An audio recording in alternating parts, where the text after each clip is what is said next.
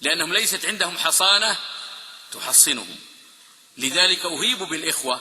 أن يقرأوا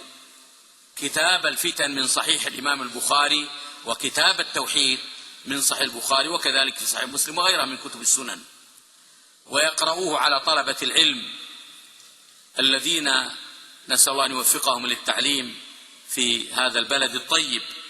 مثل فضيلة الشيخ عزيز بن فرحان،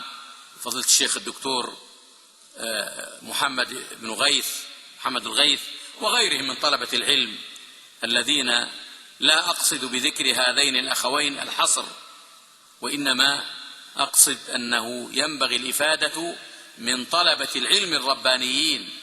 الذين ينفون عن كتاب الله عز وجل تحريف الغالين وانتحال المبطلين وتأويل الجاهلين. ادرسوا على هؤلاء المشايخ وغيرهم من طلبة العلم الطيبين في دروس يومية ثابتة في المساجد، في كتب السلف،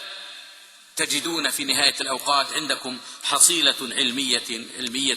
عظيمة لم تحسبوا لها حسابا.